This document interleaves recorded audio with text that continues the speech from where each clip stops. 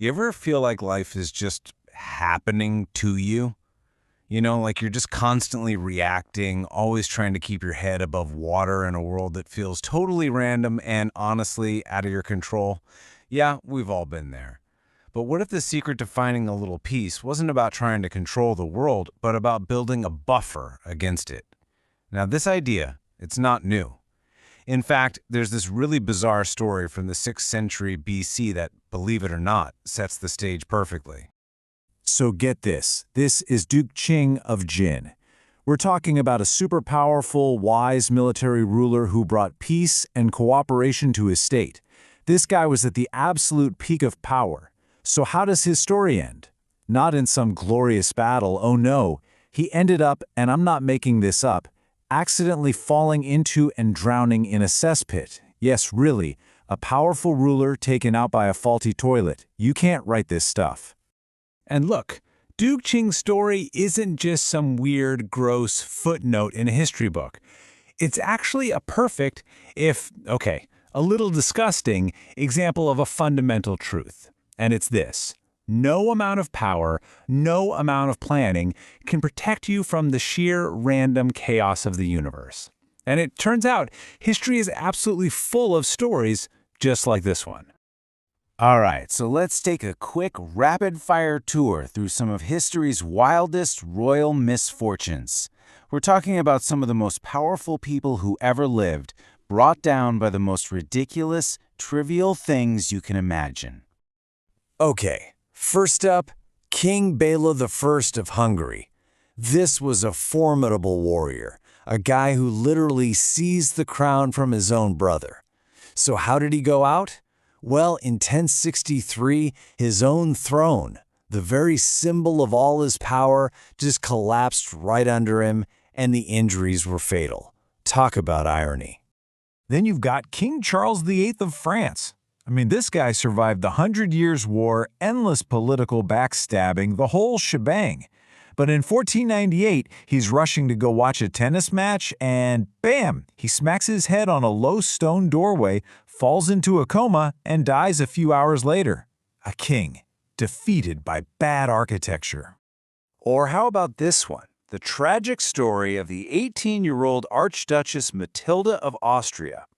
So in 1867, she's trying to hide a forbidden cigarette from her dad, and she shoves it into her dress, which just so happened to be super flammable. The dress catches fire, and she dies from her burns. A secret smoke break turned fatal. Just wow.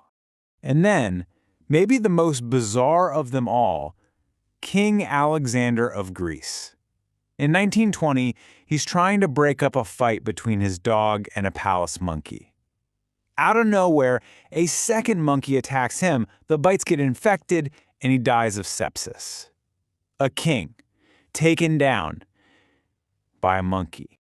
So think about it. A collapsing throne, a low doorway, a hidden cigarette, a pet monkey.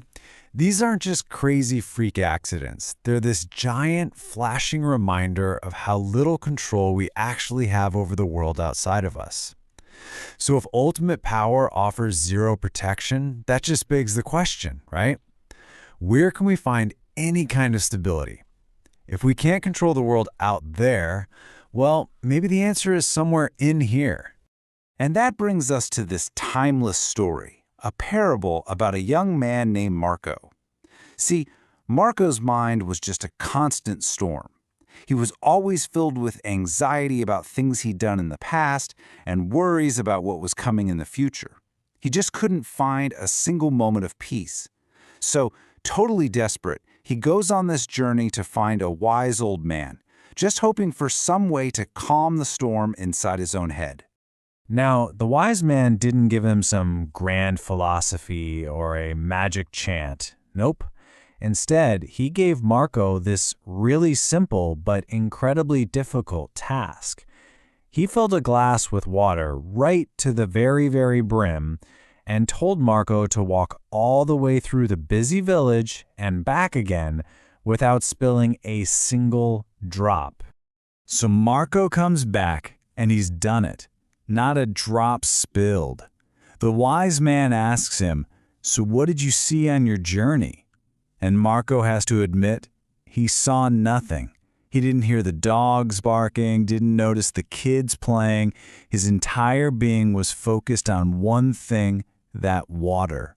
And in that intense, singular focus, his mind just went quiet. He'd found the peace he was looking for, not in the world outside, but right inside himself, through total, radical presence. Okay, that's a beautiful story, right? But let's get real for a second. Most of us can't spend our days literally carrying a glass of water around. So how do we create that same kind of mind-quieting focus in our world? You know, a world of bills and deadlines and endless digital noise. What's our glass of water?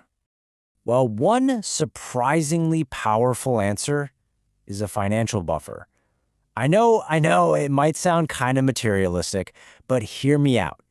Having a cushion of money doesn't just protect you from all those external shocks we talked about, it fundamentally changes your internal state. It creates the mental space you need to actually focus, to carry your own metaphorical glass of water through the chaos of modern life. So why $20,000? Is that just a random number? No, not at all. It's actually based on research from financial psychologists like Dr. Brad Klontz, who point to that amount as a really critical psychological threshold. See, this isn't about being rich. It's about getting past the point where money is this constant, nagging source of anxiety in the back of your mind. It's the turning point where your whole relationship with money and with life really begins to transform. Because without that buffer, your brain is basically stuck in what's called survival mode.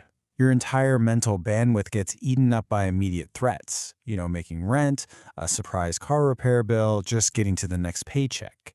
You literally can't think about growth or opportunity because you're too busy just trying not to drown.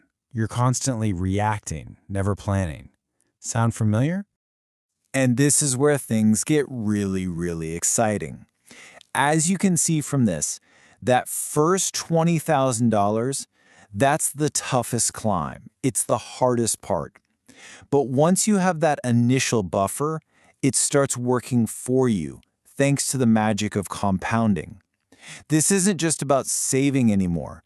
It's about building a wealth-generating engine that literally gets more powerful and faster over time. Okay, so let's tie all of this together. We've got 3 different stories here. The crazy, chaotic fates of those royals, the focused mind of Marco with his glass of water, and this idea of a modern financial buffer. They might seem totally disconnected, but they all point to one single, powerful idea about how to live a calmer, more resilient life. It's all about making that critical shift from survival to strategy. The moment you have that buffer, your entire mindset just flips. You stop asking, can I afford this coffee? And you start thinking, what's the long-term opportunity cost of this huge decision? Your job is no longer a trap, because now you have what's called walking away money, and that gives you the confidence to negotiate, to take risks. Financial emergencies, they stop being catastrophes and become mere inconveniences. And that frees up your mind to actually hunt for opportunities instead of just constantly fending off threats. This table, right here, really snaps everything into focus. You've got 2 kinds of chaos, right? There's the external chaos, the bad luck and accidents that took down all those kings. And then there's the internal chaos, that restless mind that tormented Marco. And for each one, there's a specific buffer. But here is the most important takeaway of all. You need both. A financial cushion without mental focus, that's just a pile of anxious money. And mental focus without a financial cushion, that is a constant, fragile, exhausting struggle. So the final, crucial point is this. These 2 ideas are deeply fundamentally connected. That financial buffer, your $20,000, that is what protects your ability to maintain your internal focus, your glass of water. It literally buys you the peace of mind you need to not spill. True stability isn't about one or the other. It's about building an external wall so that you have the safety and security to cultivate your internal garden. And that leaves us with one final thought. The money, it's just the tool. The real goal here is the focus and the peace that it makes possible. That financial cushion is what helps you hold your concentration steady in a very shaky world. So the question I want to leave you with is this. What is your glass of water? What in your life demands your full undivided presence? And what buffer do you need to build to protect it?